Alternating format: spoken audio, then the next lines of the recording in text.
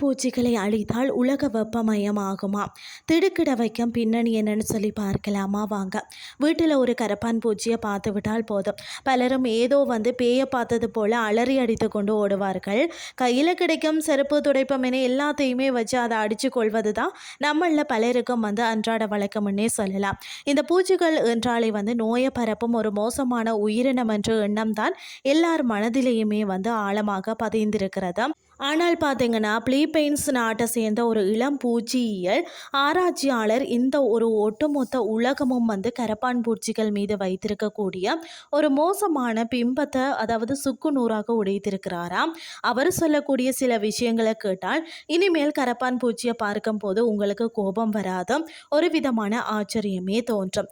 அதாவது பார்த்தீங்கன்னா, கரப்பான் பூச்சிகள் வெறும் குப்பைகளை கிளறும் சாதாரண ஜீவன்கள் கிடையாது.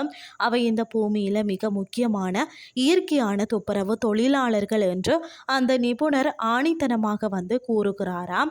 அதாவது பார்த்தீங்கன்னா, காடுகளில் விழக்கூடிய காய்ந்த சறுக்குகள் மற்றது மட்கும் பொருட்களை தின்று செரித்து, அதாவது இந்த மண்ணிற்கு தேவையான மிக முக்கியமான ஊட்டச்சத்துக்களை இவை தான் தொடர்ந்து வழங்கி வருகிறதா. இவை இல்லைன்னு சொன்னால் காடுகளில் மண் வளம் முற்றிலுமாக சீரழிந்து போகுமாம்.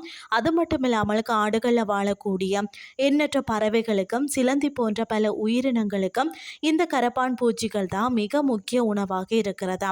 இயற்கை உணவு சங்கிலியில் இவ்வளவு பெரிய இடத்தை பிடித்திருக்கும் இந்த உயிரினத்தை நாம ரொம்பவே சாதாரணமாக இட போட்டு விடுறோம் இல்லையா.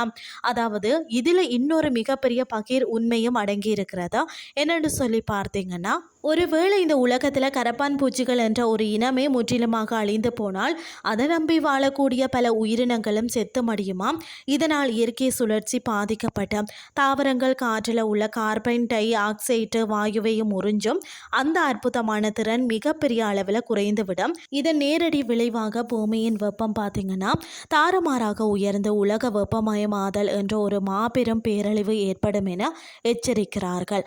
அதே போல அணுகுண்டு போட்டாலும் கரப்பான் பூச்சி மட்டுமே சாகாது என்ற பல வருடங்களாக சொல்லப்பட்டு வரக்கூடிய கதையிலேயும் கொஞ்சம் கூட உண்மை இல்லை என்பதா அவர் மிக தெளிவாக விளக்கியுள்ளார். மற்ற சாதாரண பூச்சிகளுக்கு கதிர்வீச்சு தாங்கும் சக்தி எந்த அளவுக்கு இருக்குமோ அதே அளவு சக்தி தான் இந்த கரப்பான் பூச்சிகளுக்கும் இருக்கிறதாம்.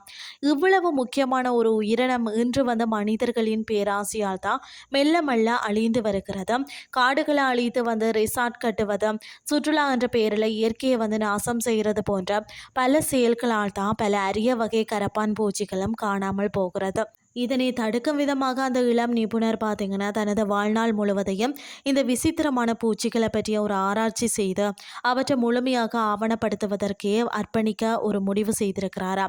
இன்றைய கிறிஸ்டி உங்களுக்கு பிரயோசனமாக அமைஞ்சிருக்கும்னு சொல்லி நானும் நம்புகிறேன். இதே மாதிரி மற்றும் ஒரு கிறிஸ்டின் வாயிலாக உங்களை சந்திக்கிறேன். நன்றி.